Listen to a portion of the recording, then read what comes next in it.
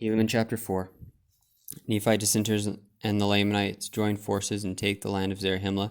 The Nephites' defeats come because of their wickedness. The church dwindles, and the people become weak like the Lamanites.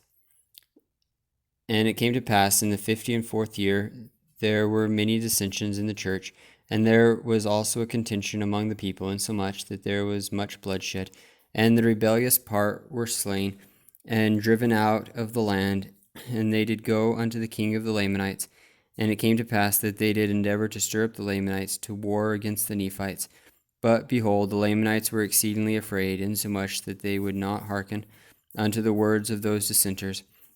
But it came to pass in the 56th year of the reign of the judges, there were dissenters who went up from the Nephites unto the Lamanites, and they succeeded with those others in stirring them up to anger against the Nephites.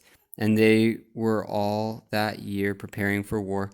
And in the 57th year they did come down against the Nephites to battle, and they did commence the work of death, yea, insomuch that in the 58th year of the reign of the judges, they succeeded in obtaining possession of the land of Zarahemla, yea, and also all the lands, even unto the land which was near the land bountiful.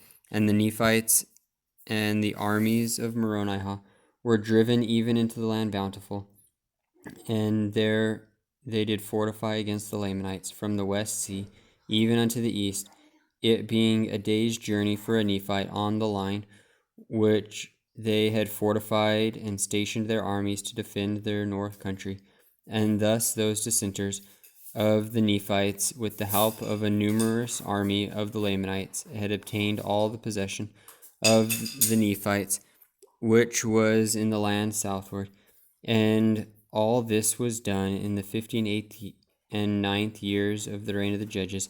And it came to pass in the 60th year of the reign of the judges, Moronihah did succeed with his armies in obtaining many parts of the land. Yea, they regained many cities which had fallen into the hands of the Lamanites. And it came to pass in the 61st year of the reign of the judges, they succeeded in regaining even the half of all their possessions. Now this great loss of the Nephites and the great slaughter which was among them would not have happened if it had not been for their wickedness and their abominations which was among them.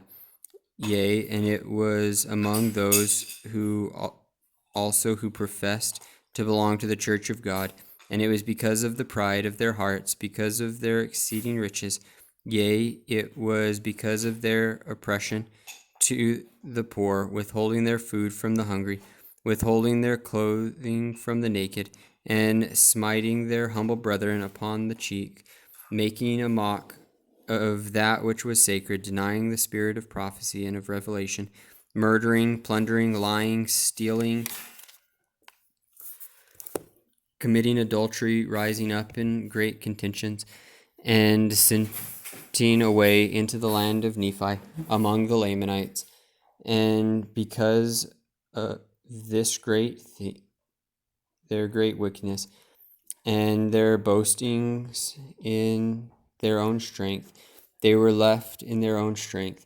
Therefore they did not prosper, but were afflicted and smitten, and driven before the Lamanites until they had lost possession of almost all their lands. But behold, Moronihah did preach many things unto the people because of their iniquity.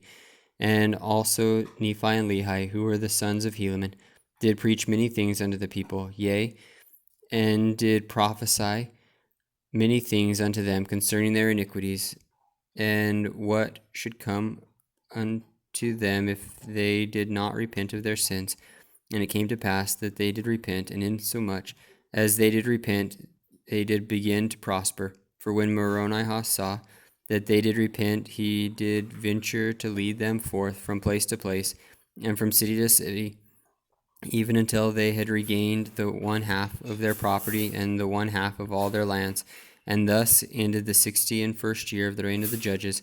And it came to pass in the 62nd year of the reign of the judges that Moronihah could obtain no more possessions over the Lamanites. Therefore they did abandon their design to obtain the remainder of their lands, for so numerous were the Lamanites that it became impossible for the Nephites to obtain more power over them. Therefore Moronihah did employ all his armies in maintaining those parts which he had taken. And it came to pass, because of the greatness of the number of the Lamanites, the Nephites were in great fear, lest they should be overpowered and trodden down, and slain and destroyed. Yea, they did begin to remember the prophecies of Alma, and also the words of Mosiah, and they saw that they had been a stiff-necked people, and that they had set at naught the commandments of God, and that they had altered and trampled under their feet the laws of Mosiah, or that which the Lord commanded him to give unto the people. And they saw that their laws had become corrupted, and that they had become a wicked people, insomuch that they were wicked even like unto the Lamanites. And because of their iniquity, the church had begun to dwindle, and they began to disbelieve in the spirit of prophecy and in the spirit of revelation. And the judgments of God did stare them in the face. And they saw that they had become weak, like unto their brethren the Lamanites, and that the Spirit of the Lord did no more preserve them. Yea, it had withdrawn from them, because the Spirit of the Lord did not dwell in unholy temples. Therefore the Lord did cease to preserve them by his miraculous and matchless power, for they had fallen into a state of unbelief and awful wickedness. And they saw that the Lamanites were exceedingly more numerous than they, and except they should cleave unto the Lord their God, they must unavoidably perish. For behold, they saw that the strength of the Lamanites was as great as their strength, even man for man, and thus had they fallen into this great transgression. Yea, thus had they become weak, because of their transgression, in the space of not many years.